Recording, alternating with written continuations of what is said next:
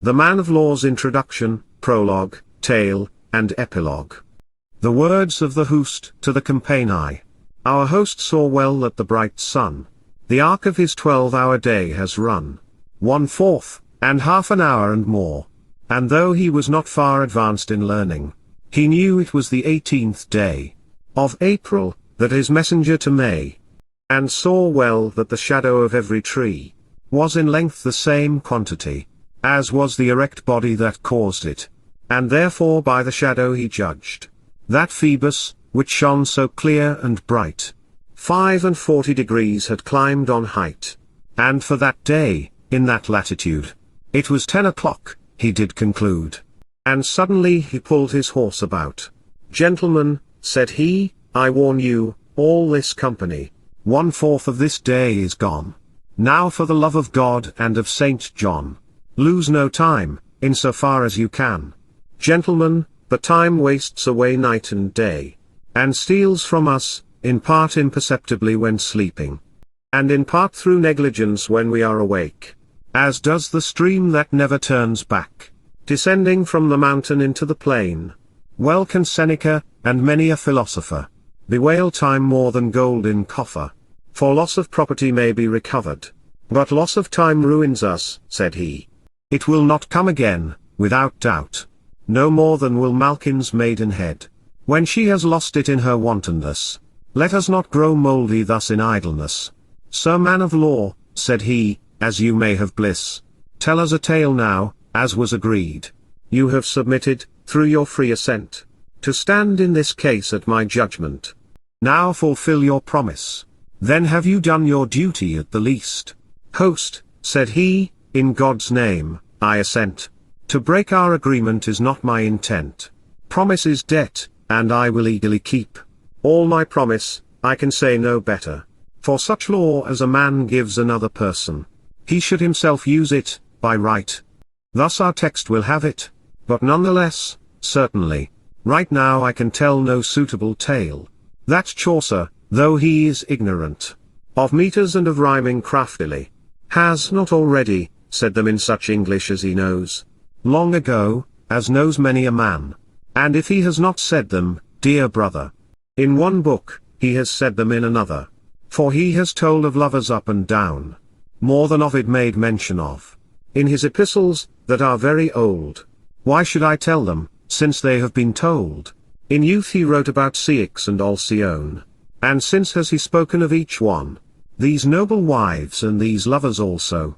Whoever will seek his large volume, called the Saint's Legend of Cupid, there may he see the large wounds wide, of Lucretia, and Thisbe of Babylon, the sword of Dido, used, because of the false Aeneas, the tree of Phyllis for her Demophon, the complaint of Deiania and of Hermione, of Ariadne, and of Hypsipyle, the barren isle standing in the sea, the drowned Leander for his hero, the tears of Helen, and also the woe of Briseis, and of thee, Laodamia, the cruelty of thee, Queen Medea, thy little children hanging by the neck, because of thy Jason, that was in love so false. O Hypermnestra, Penelope, Alcestis, your wifehood he commends with the best, but certainly no word writes he of that wicked example of Canacee, who loved her own brother sinfully. Of such cursed stories I say fie, or else of Apollonius of Tyre, how that the cursed king Antiochus deprived his daughter of her maidenhead. That is so horrible a tale to read, when he threw her upon the pavement, and therefore he, after careful consideration, would never write in any of his compositions of such unnatural abominations. Nor will I tell any such, if that I may. But of my tale what shall I do this day? I would hate to be likened, doubtless, to the muses that men call Pierides. Metamorphoses shows what I mean. But nonetheless, I reckon it not worth a bean, though I come after him with a humble dish. I speak in prose, and let him make rhymes. And with that word he, with a solemn demeanor, began his tale, as you shall after hear. The prologue of the Man of Law's tale. The prologue of the man's tale of law. O hateful harm, condition of poverty! By thirst, by cold, by hunger so distressed, To ask help thou art ashamed in thy heart. If thou ask for none, thou art so wounded by need, that true need reveals all thy hidden wound. Despite all you can do, thou must for indigence either steal, or beg, or borrow thy living expenses. Thou blamest Christ and sayest full bitterly, he wrongly allots temporal riches. Thy neighbor thou blamest sinfully, and sayest thou hast too little and he has all. By my faith, sayest thou, sometimes he shall pay for it, when his tail shall burn in the live coals. For he helps not the needy in their need. Listen to what is the opinion of the wise. Better it is to die than to have poverty. Thy very neighbor will despise thee. If thou be poor, farewell thy reverence. Yet of the wise man take this advice. All the days of poor men are painful. Beware, therefore, before thou come to that point. If thou be poor, thy brother hates thee, and all thy friends flee from thee, alas. O rich merchants, full of prosperity are you? O noble, O prudent folk, in such a case as this, your bags are not filled with double aces, a losing throw-in dice, but with 6-5, that is your winning number. At Christmas merrily may you dance. You seek land and sea for your winnings. As wise folk you know all the condition of foreign lands, you are fathers of tidings and tales, both of peace and of war. I would right now be without any tales, were it not that a merchant, gone by is many a year, taught me a tale, which you shall hear. The man of law's tale. Here beginneth the man of law his tale. In Syria once dwelt a company of rich merchants, and moreover trustworthy and true, that wherever they sent their oriental goods, cloth of gold, and satins rich in color, their merchandise was so serviceable and so novel, that every person has desire to trade with them, and also to sell them their goods. Now it happened that the masters of that company have prepared themselves to travel to Rome. Were it for business or for pleasure, no other messenger would they thither send, but came themselves to Rome. This is the sum of it. And in such a place as they thought advantageous for their purposes, they take their lodging. These merchants have sojourned in that town a certain length of time, as accorded with their desires. And it so happened that the excellent renown of the emperor's daughter, Lady Custance, was reported, in full detail, unto these Syrian merchants in such a manner, from day to day, as I shall tell you. This was the common opinion of every man. Our Emperor of Rome, may God look after him, a daughter has that, since the world began, to consider as well her goodness as beauty. There was never such another as is she. I pray to God to sustain her in honor, and would she were of all Europe the queen. In her is great beauty, without pride, youth, without immaturity or folly. In all her deeds virtue is her guide. Humility has slain in her all tyranny. She is mirror of all courtesy. Her heart is a true chamber of holiness. Her hand, minister of generosity in giving alms. And all this opinion was true, as God is true. But now to the point let us turn again. These merchants have had their ships newly loaded, and when they have this blissful maiden seen, home to Syria they have gone very happily, and they conduct their business as they have done for years, and live in prosperity. I can tell you no more. Now it happened that these merchants stood in the good graces of him that was the Sultan of Syria. For when they came from any foreign place, he would, of his gracious courtesy, entertain them well, and busily seek out news from various countries, to learn the wonders that they could have seen or heard. Amongst other things, specially, these merchants have told him of Lady Custance, such great noble qualities in earnest, in detail, that this Sultan has caught such great desire to have her figure in his remembrance, that all his desire and all his intense concern was to love her while his life may endure. Perhaps in that large book, which men call the heaven, was written in stars, when he was born, that he because of love should have his death. Alas! For in the stars, clearer than is glass, is written, God knows, whoever could read it, the death of every man, without doubt. In stars, many a winter before then, was written the death of Hector, Achilles, of Pompey, Julius, before they were born. The strife of Thebes, and of Hercules, of Samson, Turnus, and of Socrates. The death, but men's wits are so dull, that no person can well interpret it fully. This Sultan for his privy council sent, and, to pass briefly over this matter, he has to them declared his intent, and said to them, certainly, unless he could have the good fortune to have customs within a little time, he was as good as dead, and ordered them hastily to arrange some remedy to save his life. Different men said different things. They argue, consider alternatives. Many a subtle argument they laid forth. They speak of magic and deception.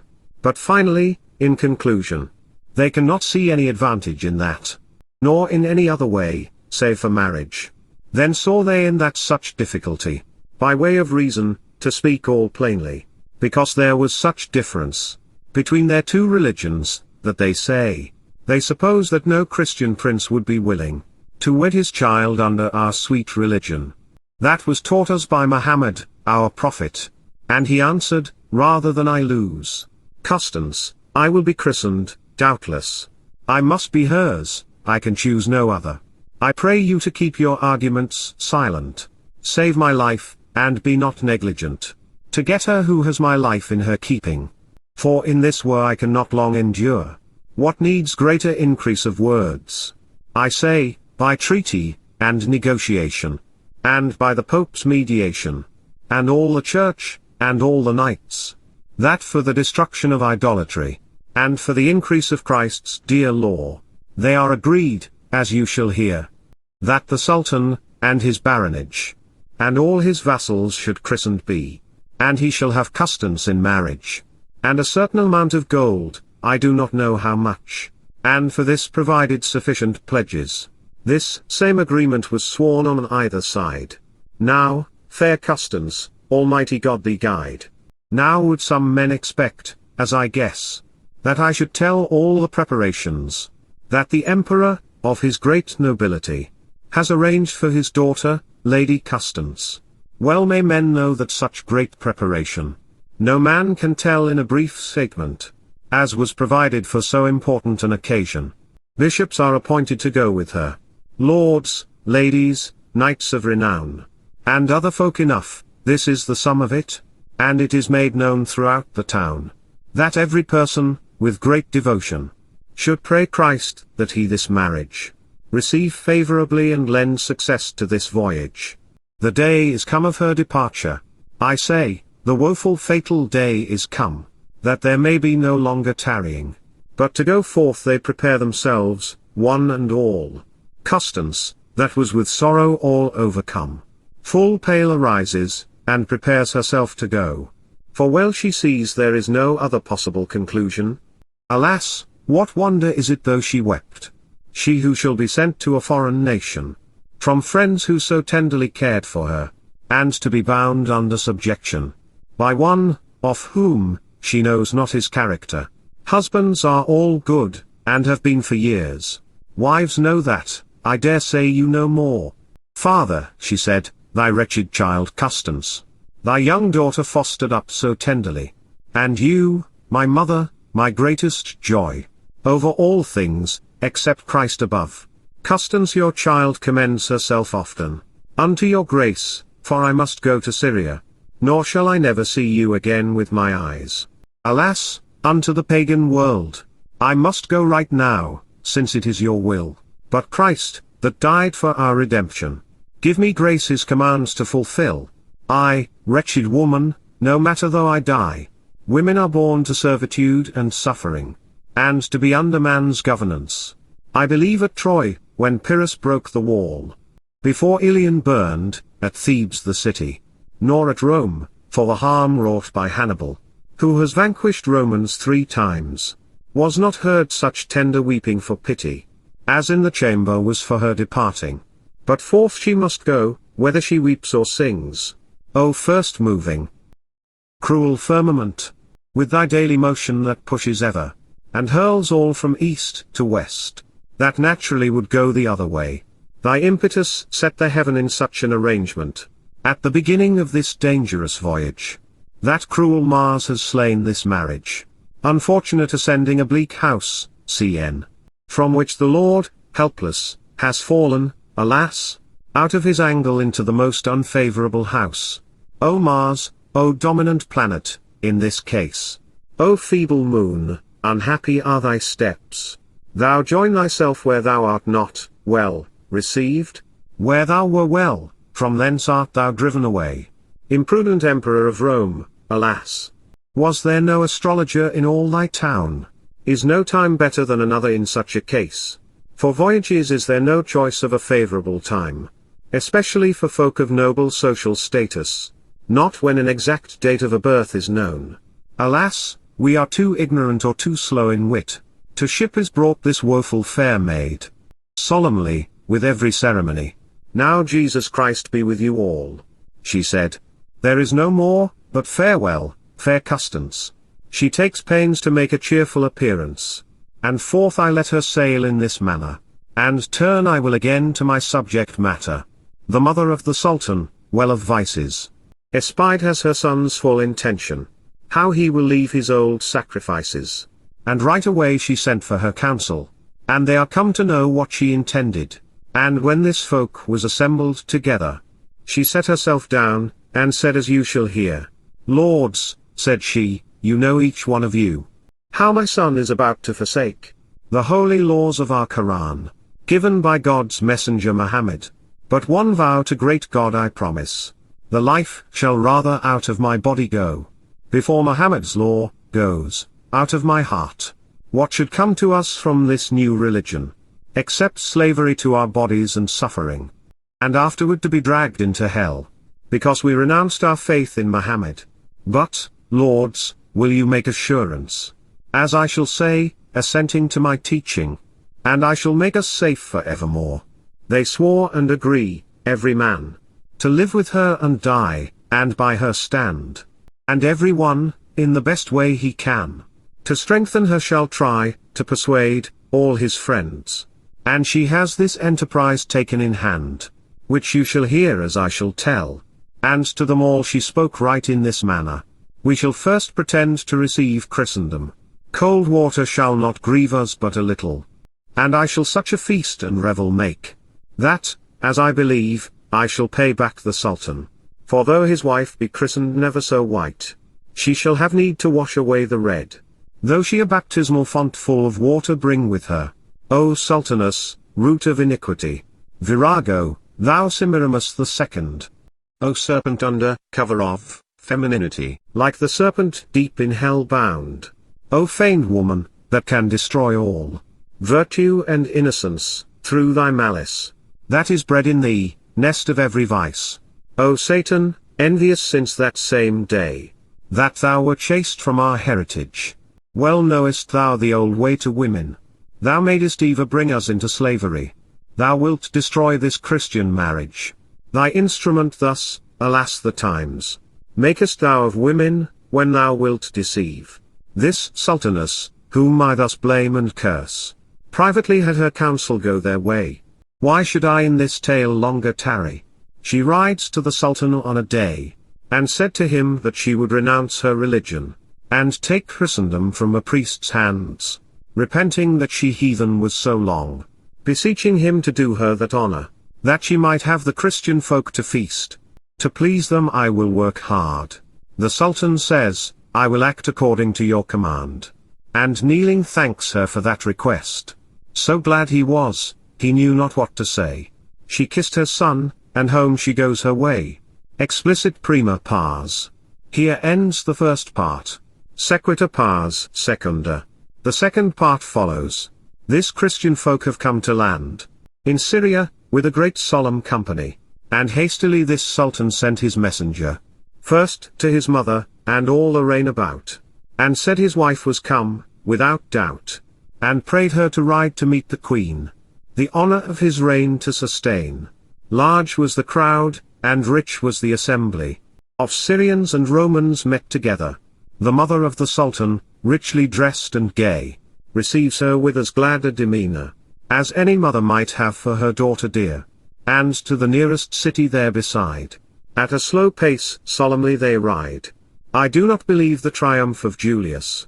of which Lucan makes such a boastful account, was more royal nor more splendid, than was the assembly of this blissful host.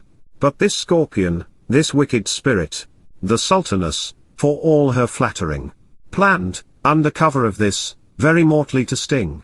The Sultan comes himself soon after this, so royally that it is a wonder to tell, and welcomes her with all joy and bliss. And thus in mirth and joy I let them remain. The essential part of this matter is what I tell. When time came, men thought it for the best, that revel should stint, and people go to their rest. The time having come, this old Sultaness has arranged this feast of which I told, and to the feast Christian folk go. All together, yes, both young and old. Here may men behold feasting and royalty, and dainties more than I can tell you. But all too dear they paid for it before they rise from the feast. O sudden woe, that ever art successor to worldly bliss, sprinkled with bitterness, the end of the joy of our worldly labor. Woe takes over at the end of our gladness. Hearken to this counsel for thy safety. Upon thy glad day have in thy mind the unexpected woe or harm that follows. For shortly to tell, at one word, the Sultan, and the Christians each one, are all hacked to pieces and stabbed at the table, except for only Lady Constance alone. This old Sultaness, cursed crone, has with her friends done this cursed deed. For she herself wanted to rule all the country, nor there was any Syrian that was converted, who knew of the counsel of the Sultan, followed his advice, who was not all hacked to pieces before he could escape. And Constance have they taken right then, immediately, and in a ship entirely without a rudder, God knows. They have set her, and told her to learn to sail, out of Syria back to Italy. A certain amount of treasure that she brought there, and, to say the truth, a great store of provisions, they have given her, and clothes also she had. And forth she sails in the salt sea. O my Constance, full of goodness, O Emperor's young daughter dear, he that is Lord of fortune be thy rudder. She blesses herself, and with full pitiful voice, unto the cross of Christ thus said she, O clear, O blessed altar, holy cross, red with the blood of the Lamb full of pity, that washed the world from the old iniquity, keep me from the fiend and from his claws, that day that I shall drown in the deep. Victorious tree, protection of true believers, that alone was worthy to bear the King of heaven with his fresh wounds, the white lamb, that hurt was with a spear, banisher of fiends out of man and woman, over which thy limbs faithfully extend. Guard me, and give me power my life to amend. Years and days floated this creature, throughout the sea of Greece unto the strait of Gibraltar, as it was her lot. On many a sorry meal now may she feed, full often may she expect her death, before the wild waves will drive her unto the place where she shall come to land. Men might ask why she was not slain also at the feast. Who could save her body? And I answer to that question in reply. Who saved Daniel in the horrible cave, where every person except for him, master and servant, was devoured by the lion before he could escape? No one but God, whom he bore in his heart. God wanted to show his wonderful miracle in her, so that we should see his mighty works. Christ, who is a medicine for every harm, by certain means often, as no clerks, does something for a certain reason that is very obscure to man's understanding, which, because of our ignorance, cannot know his prudent foresight. Now since she was not slain at the feast, who kept her from the drowning in the sea? Who kept Jonas in the fish's maw, until he was spouted up at Nineveh? Well may men know it was no one but he. Who kept the Hebrew people from their drowning, with dry feet through the sea passing? Who commanded the four spirits of tempest, that have power to harm land and sea, both north and south, and also west and east? Harm neither sea, nor land, nor tree. Truly, the commander of that was he, who from the tempest always this woman guarded, as well when she woke as when she slept. Where could this woman have food and drink? 3 years and more. How lasts her store of provisions?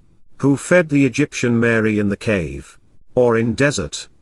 no person but Christ, without doubt. It was as great marvel 5,000 folk to feed with 5 loaves and 2 fish. God sent his plenty at their great need. She drives forth into our ocean, throughout our wild sea, until at the last, next to a castle that I cannot name, far in Northumberland the waves cast her, and in the sand her ship stuck so fast, that thence it would not move, for the duration of an entire tide. The will of Christ was that she should remain there. The constable of the castle down has come to see this wreck, and all the ship he searched, and found this weary woman full of care. He found also the treasure that she brought. In her language mercy she besought, the life out of her body to take away, her to deliver from the woe that she was in. A sort of corrupt Latin was her speech, but none the less by means of this she was understood. The constable, when he desired no longer to search this woeful woman, he brought to the land. She kneels down and gives thanks for what God has sent. But who she was she would tell no man, for anything, though she should die. She said she was so bewildered in the sea, that she lost her memory. By her pledged word, she swore. The constable has for her such great pity, and also his wife, that they weep for pity. She was so diligent, without laziness, to serve and please everyone in that place, that all who look in her face love her. This constable and Lady Hermengild, his wife, were pagans, and so was that country everywhere. But Hermengild loved her as much as her life, and Custance has so long lived there, in prayers, with many a bitter tear, until Jesus has converted through his grace Dame Hermengild, wife of the constable of that place. In all that land no Christians dared assemble. All Christian folk have fled from that country, because of pagans, that conquered all about the coastal regions of the north, by land and sea. To Wales fled the Christian people of old Britons dwelling in this isle. There was their refuge at that time. But yet Christian Britons were not so completely exiled, that there were not some that in their secrecy honored Christ, and deceived the heathen folk. And near the castle there dwelt 3 such Christians. The one of them was blind and could not see, unless it were with those eyes of his mind, with which men see, after they have become blind. Bright was the sun in that summer's day, for which the constable and his wife also, and Custance have taken the direct route toward the sea in 1/8 of a mile or 2, to amuse themselves and to roam to and fro. And in their walk this blind man they met, bent over and old, with eyes fast shut. In the name of Christ, cried this blind Briton, Dame Hermengild, give me my sight again. This lady grew afraid of these words, lest that her husband, shortly to say, would have slain her for Jesus Christ's love, until Custance made her bold, and told her to work the will of Christ, as daughter of his church. The constable grew troubled at that sight, and said, What does all this business mean? Custance answered, Sir, it is Christ's might that helps folk out of the fiend's snare. And so completely she did our religion explain, that she the constable, before it was evening, converts, and made him believe in Christ. This constable was in no way lord of this place, of which I speak, where he Custance found, but kept it securely many a winter's space of time, under Allah, king of all Northumberland, who was full wise, and worthy of his hand, a mighty warrior, against the Scots, as men may well hear. But I will turn again to my subject. Satan, that ever waits for a chance to trick us, saw of Custance all her perfection, and considered right away how he might repay her, and made a young knight that dwelt in that town love her so passionately, by foul desire, that truly he thought he should die, unless he might once have his will of her. He woos her, but it avails not. She would do no sin, in no way. And for malice he plotted in his mind, to make her in a shameful death to die. He waits until the constable was away, and secretly one night he crept in Hermengild's bedroom, while she slept. Weary, exhausted because of her prayers, sleeps Custance, and Hermengild also. This night, through Satan's temptations, very quietly has gone to the bed, and cut the throat of Hermengild in two, and laid the bloody knife by Lady Custance, and went his way, may God give him misfortune. Soon after, this constable comes home again, and also Allah, who was king of that land, and saw his wife mercilessly slain, for which full often he wept and wrung his hands, and in the bed the bloody knife he found, by Lady Custance. Alas, what could she say? For sheer woe her wit was all away. To King Allah was told all this misfortune, and also the time, and where, and in what manner, that in a ship was found this Custance, as before this you have heard tell. The king's heart for pity trembled, when he saw so good a creature, fallen in distress and in misfortune. For as the lamb toward its death is brought, so stands this innocent before the king. This false knight, who has this treason wrought, falsely testifies that she has done this thing. But nonetheless, there was great mourning among the people, and they say they cannot imagine that she had done so great a wickedness, for they have seen her always so virtuous, and loving Hermengild as much as her life. Of this bore witness every one in that house, except for him who slew Hermengild with his knife. This gentle king was deeply moved by this witness, and thought he would inquire deeper in this, to learn the truth. Alas, Custance, thou hast no champion, and fight can thou not, alas, but he that died for our redemption, and bound Satan, and he yet lies where he lay. So be thy strong champion this day. For, unless Christ a clear miracle reveals, without guilt thou shalt be slain immediately. She set herself down on knees, and thus she said: Immortal God, that savedest Susanna from false blame, and thou, merciful maid, Mary the first mean, daughter to Saint Anne, before whose child angels sing Hosanna, if I be guiltless of this felony, my succor be, for otherwise I shall die. Have you not seen sometime a pale face among a crowd of him that has been led toward his death, where he got no reprieve, and such a color in his face has had, men might know his face that was in trouble, amongst all the faces in that route. So stands Custance, and looks around her. O queens, living in prosperity, duchesses, and you ladies each one, have some pity on her adversity. An emperor's daughter stands alone. She has no person to whom to lament, plead for help. O blood royal, that stands in this dreadful state, far away are thy friends at thy great need. This King Allah has such compassion, since a noble heart is filled with pity, that from his eyes ran the water down. Now hastily have a book fetched, said he, and if this knight will swear how that she slew this woman, then will we think carefully about whom we desire to be our judge, i.e., bring her to trial. A British book, in which were written the Gospels, was fetched, and on this book he swore at once that she was guilty, and in the same moment a hand struck him upon the neck bone, that down he fell at once like a stone, and both his eyes burst out of his face, in sight of everybody in that place. A voice was heard by everyone there, and it said, Thou hast slandered, guiltless, the daughter of Holy Church in the presence of the High One, God. Thus hast thou done, and yet I hold my peace. Of this marvel terrified was all the crowd of people, like bewildered folk they stood each one, for fear of vengeance, except for Custance alone. Great was the fear and also the repentance of them that had a wrong suspicion of this blessed innocent, Custance. And because of this miracle, in conclusion, and by Custance's mediation, the king, and many another in that place, converted was, thanked be Christ's grace. This false knight was slain for his untruth, by judgment of Allah immediately, and yet Custance had for his death great pity. And after this Jesus, of his mercy, made Allah wed full solemnly this holy maiden, that is so bright and beautiful. And thus has Christ made Custance a queen. But who was woeful, if I shall not lie, of this wedding but Donegild, and no others?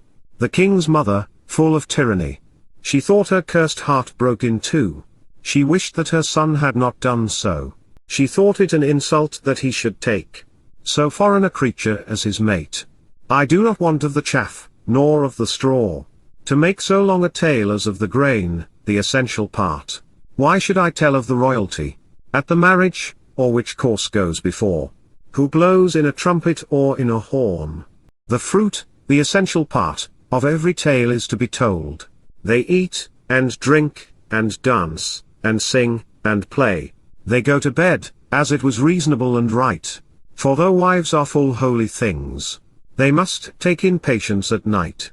Such sorts of necessary acts as are pleasing to folk that have wedded them with rings, and they must lay their holiness aside a little while. As for the time being, it can be no better. On her he begot a male child quickly, and to a bishop, and his constable also, he gave his wife to protect, when he is gone toward Scotland, his femen to seek. Now fair Custance, who is so humble and meek, so long is gone with child, until that quietly she keeps to her chamber, abiding Christ's will. The time is come a male child she bore. Mauritius at the baptismal font they call him. This constable orders a messenger to come forth, and wrote unto his king, who was called Allah, how this blissful event has occurred, and other tidings useful to be said. He takes the letter, and forth he goes his way, this messenger, to do something for his profit. Unto the king's mother rides quickly, and salutes her full fair in his language. Madam, said he, you may be glad and happy, and thank God 100,000 times. My lady queen has a child, without doubt, as a joy and bliss to all this reign about. Lo, here are the letters sealed of this business, that I must bear with all the haste I can. If you will, send anything unto your son the king. I am at your service, both night and day. Donegild answered, right now, at this time, no. But here all night I want that thou take thy rest. Tomorrow will I say to thee what I wish. This messenger drank heavily ale and wine, and stolen were his letters secretly out of his box, while he slept like a pig, and counterfeited was full subtly. Another letter, made full sinfully, directed unto the king concerning this matter, from his constable, as you shall after hear. The letter said the queen delivered was of so horrible a fiendish creature, that in the castle no one was so bold, that for any length of time dared to remain near it. The mother was an evil spirit, by chance come, by charms or by sorcery, and every person hates her company. Woe was this king when he this letter had seen, but to no person he told his painful sorrows, but by his own hand he wrote in answer, welcome be the dispensation of Christ for evermore, to me that am now learned in his teaching. Lord, welcome be thy desire and thy pleasure. I put all my will in thy governance. Guard this child, whether it be foul or fair, and also my wife, until my home coming. Christ, when he pleases, may send me an heir more agreeable than this to my desire. This letter he seals, secretly weeping, which to the messenger was given soon. And forth he goes, there is nothing more to do. O messenger, filled with drunkenness, strong is thy breath, thy limbs ever tremble, and thou betray all secrets. Thy mind is lost, thou chatter like a jay. Thy face is completely changed. Where drunkenness reigns in any group, there is no secret hidden, without doubt. O Donegild, I do not have any English suitable to describe unto thy malice, and thy tyranny, and therefore to the fiend I thee consign. Let him write about thy treachery. Fie, like a man, fie? O nay, by God, I lie. Fie, like a fiendish spirit, for I dare well tell, though thou here walk, thy spirit is in hell. This messenger comes from the king again. And at the king's mother's court he dismounted, and she was very happy because of this messenger, and she pleased him in all that ever she could. He drank, and well stuffed, drink, under his belt. He sleeps, and he snorts in his way, all night, until the sun did arise. Again were his letters stolen every one, and counterfeited letters in this manner. The king commands his constable at once, upon pain of hanging, and of strict judicial punishment, that he should not allow in any manner Custance within his realm to remain. 3 days and a quarter of duration of a tide, 3 hours. But in the same ship as he have found her, and her young son, and all her gear, he should put, and push her from the land, and command her that she never again come here. O my Custance, well may thy spirit have fear, and, sleeping, in thy dream to be in suffering. When Donegild devised all this plan, this messenger in the morning, when he awoke, unto the castle goes the nearest way, and to the constable he gave the letter. And when that he this pitiful letter saw, full often he said, Alas and woe! Lord Christ, said he, how can this world endure? So full of sin is so many a creature. O mighty God, if it be thy will, since thou art rightful judge, how may it be, that thou wilt allow innocents to die, and wicked folk to reign in prosperity? O good Custance, alas, so woeful am I that I must be thy tormentor, or die in a shameful death. There is no other way. Weep, both young and old in all that place. When the king this cursed letter sent, and Custance, with a deadly pale face, the 4th day toward her ship she went, but none the less she takes in good faith the will of Christ, and kneeling on the strand, she said, Lord, always welcome be thy dispensation. He that me kept from the false blame, while I was on the land amongst you, he can keep me from harm and also from shame. In the salt sea, although I see not how, as strong as ever he was, he is yet now. In him trust I, and in his mother dear, who is to me my sail and also my rudder. Her little child lay weeping in her arm, and kneeling, pitifully to him she said, Peace, little son, I will do thee no harm.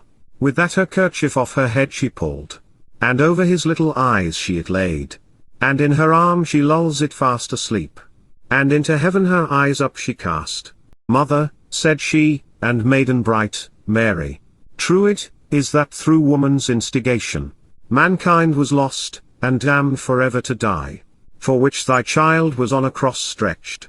Thy blissful eyes saw all his torment. Then is there no comparison between thy woe and any woe man may sustain. Thou saw thy child slain before thy eyes, and yet now lives my little child, in faith. Now, Lady Bright, to whom all woeful people cry, thou glory of womanhood, thou fair maiden, thou haven of refuge, bright star of day, have pity on my child, thou who, of thy nobility, takes pity on every wretched person in distress. O little child, alas, what is thy guilt, that never did sin as yet, in faith? Why will thy hard father have thee killed? O mercy, dear constable, said she, let my little child remain here with thee, and if thou dare not save him, for fear of punishment, kiss him once in his father's name.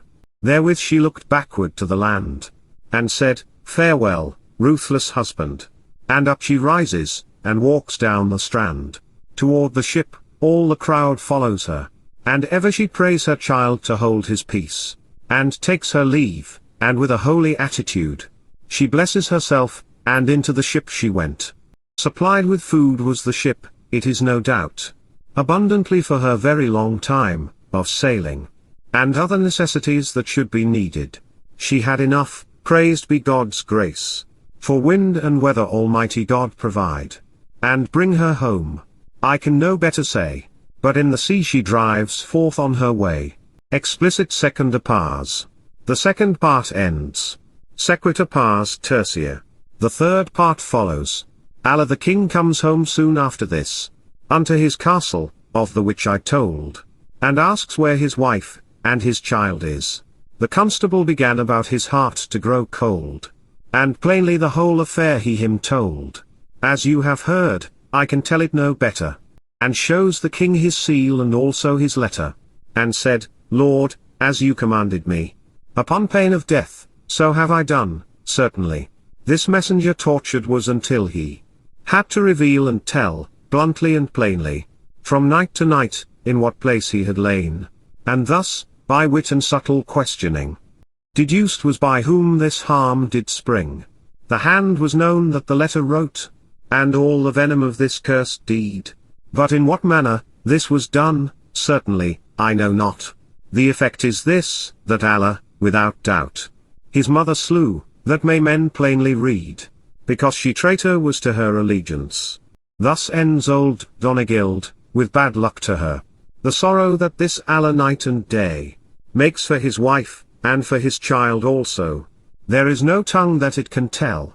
But now will I go unto Custance, who floats in the sea, in pain and woe, 5 years and more, as it pleased Christ's dispensation, before her ship approached unto land, alongside a heathen castle, at the last, of which the name in my text I do not find, Custance, and also her child, the sea upcast. Almighty God, that saves all mankind, have for Custance and for her child some thought, who fallen is in heathen hand once more, on the point of dying, as I shall tell you soon. Down from the castle comes there many a person, to stare on this ship and on Custance.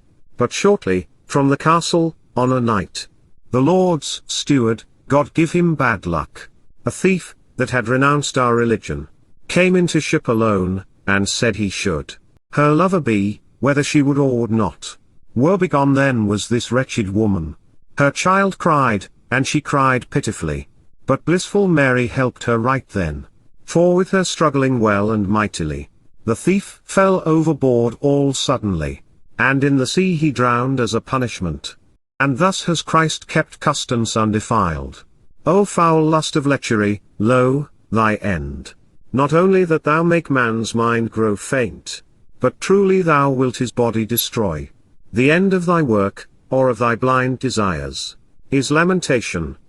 How many a one may men find, that not for the deed sometimes, but for the intention, to do this sin, are either slain or destroyed. How may this weak woman have this strength, herself to defend against this renegade? O Goliath, immeasurable of height, how could David make thee so defeated, so young and so lacking in arms and armor? How dared he look upon thy dreadful face? Well may men see, it was nothing but God's grace, who gave Judith courage or hardiness, to slay that Holofernes in his tent, and to deliver out of wretchedness the people of God. I say, for this purpose, that's just as God the Spirit of vigor sent to them and saved them out of misfortune, so sent he might and vigor to Custance. Forth goes her ship throughout the narrow mouth of Gibraltar and Morocco, driving ever, sometimes west, and sometimes north and south, and sometimes east, full many a weary day, until Christ's mother, blessed be she always, has devised a plan, through her endless goodness, to make an end of all her sadness.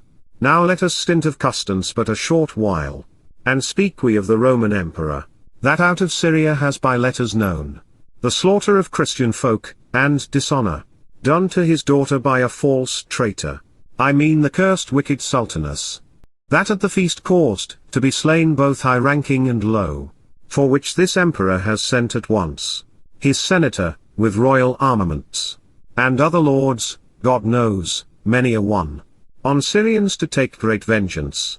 They burn, slay, and bring them to misery, full many a day, but shortly, this is the end. Homeward to Rome they prepared themselves to wend. This senator goes with victory toward Rome, sailing full royally, and met the ship sailing, as says the story, in which Custance full piteously, in no way knew he who she was, nor why she was in such a state, she will not tell.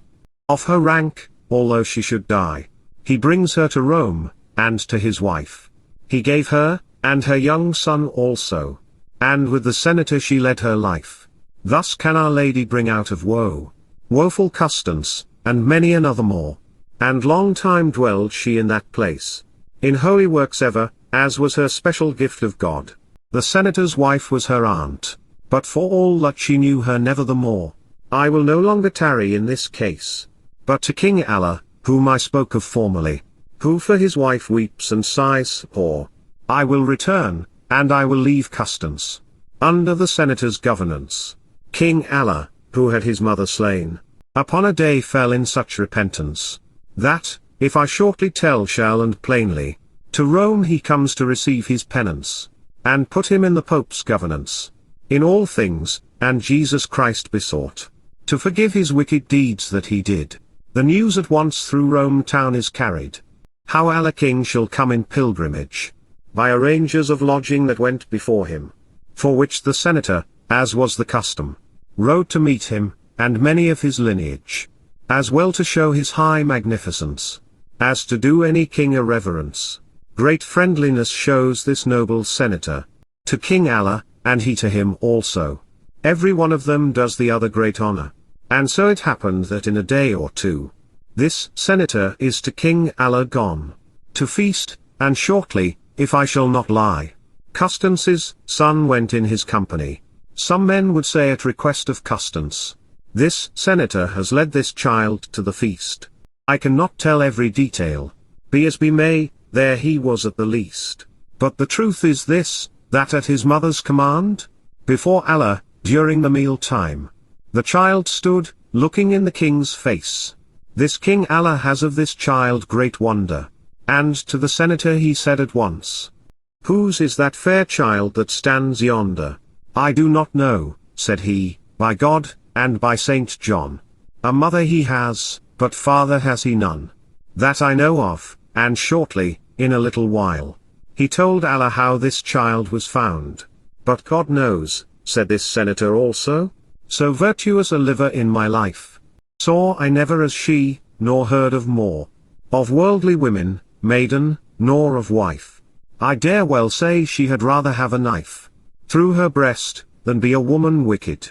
There is no man could bring her to that point. Now was this child as like unto Custance, as it is possible for a creature to be.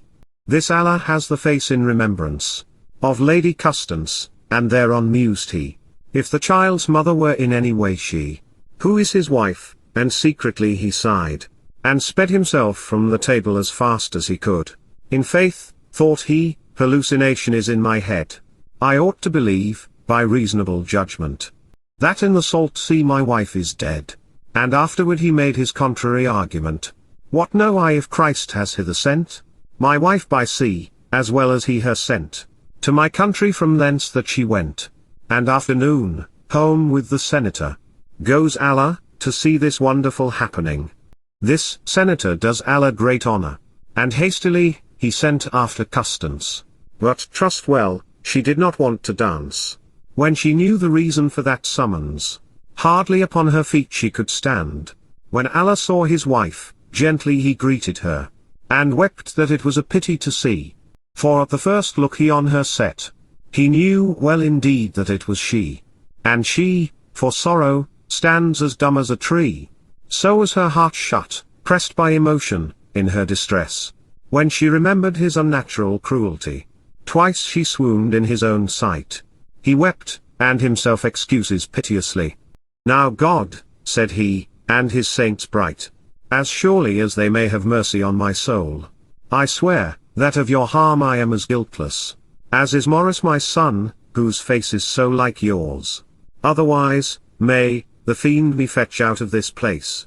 Long was the sobbing and the bitter pain, before their woeful hearts might cease, giving pain. Great was the pity to hear them lament, through which lamentations began their woe to increase. I pray you to release me from all my labor. I cannot tell their woe until tomorrow. I am so weary from speaking of sorrow. But finally, when the truth is known, that Allah was guiltless of her woe, I believe 100 times they have kissed. And such a bliss is there between them two, that, except for the joy that lasts evermore, there is none like it that any creature has seen or shall see, while the world may endure. Then prayed she her husband meekly, in relief of her long, pitiful pain, that he would pray her father specially, that of his majesty he would incline, to grant some day with him to dine. She prayed him also he should by no means unto her father say any word of her. Some men would say that the child Morris takes this message unto this emperor. But, as I guess, Allah was not so foolish. To him that was of such high honor, as he that is of Christian folk the flower, to have sent any child, but it is better to believe he went himself, and that would be most fitting. This emperor has agreed nobly to come to dinner, as he him requested, and well read I, in my source, he looked intently upon this child, and thought about his daughter. Allah goes to his inn, and as he should, prepared for this feast in every way, so far as his ability may suffice. The morning came, and Allah began to prepare himself, and also his wife, to meet this emperor. And forth they ride in joy and in gladness. And when she saw her father in the street, she dismounted, and falls to his feet. "Father," said she, "your young child Constance is now completely out of your remembrance." "I am your daughter Constance," said she, "whom long ago you have sent unto Syria." "It am I, father, that in the salt sea was put alone, and damned to die. Now, good father, mercy I beg of you. Send me no more unto any heathen country, but thank my Lord here of his kindnesses. Who can tell all the pitiful joy between them three, since they are thus met? But of my tale I shall make an end. The day goes fast, I will no longer delay. This glad folk to dinner they themselves set. In joy and bliss at their meal I let them remain. 1,000-fold well more blissful than I can tell. This child Maurice was later emperor, made by the Pope, and lived in a Christian manner. To Christ's church he did great honor. But I let all his story pass by. Of Constance is my tale in particular. In the old Roman histories may men find Maurice's life, I bear it not in mind. This King Allah, when he his time saw, with his Constance, his holy wife so sweet, to England are they come by the direct route, where they live in joy and in quiet. But little while it lasts, I you promise, joy of this world, because time will not stand still. From day to night it changes like the tide. Who lived ever in such delight one day, that he was not moved by either conscience, or anger, or desire, or some kind of fear, envy, or pride, or passion, or offense? I make this statement only for this conclusion, that little while in joy or in pleasure, lasts the bliss of Allah with Constance. For death, that takes of high ranking and low his payment. When past was a year, as I suppose, out of this world this King Allah he seized, for whom Constance has full great sadness. Now let us pray God his soul be blessed. And Lady Constance, finally to say, toward the town of Rome goes her way. To Rome has come this holy creature, and finds her friends whole and sound. Now has she escaped all her adventure, and when she her father has found, down on her knees falls she to ground, weeping for tenderness blithe in heart. She praises God 100,000 times, in virtue and in holy charitable works. They all live, and never parted, until death departs them, this life they lead, and fare now well. My tale is at an end. Now Jesus Christ, that of his might may send joy after woe, govern us in his grace, and keep us all that are in this place. Amen. Here endeth the tale of the man of law. The epilogue of the man of law's tale.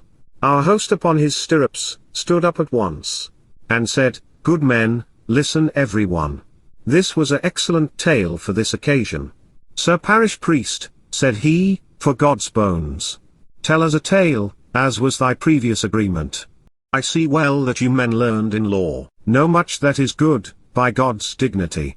The parson him answered, Bless me, what ails the man, so sinfully to swear? Our host answered, O Jankin, are you there? I smell a lollard in the wind, said he. Now, good men, said our host, listen to me. Wait, for God's worthy passion. For we shall have a sermon. This lollard here will preach us something. Nay, by my father's soul, that shall he not. Said the shipman, here shall he not preach. He shall no gospel interpret here nor teach. We all believe in the great God, said he. He would sow some difficulty, or sprinkle weeds in our clean grain. And therefore, host, I warn thee beforehand. My handsome body shall tell a tale, and I shall clink you so merry a bell, that I shall awaken all this company. But it shall not be of philosophy, nor legal cases, nor elaborate terms of law. There is but little Latin in my maw,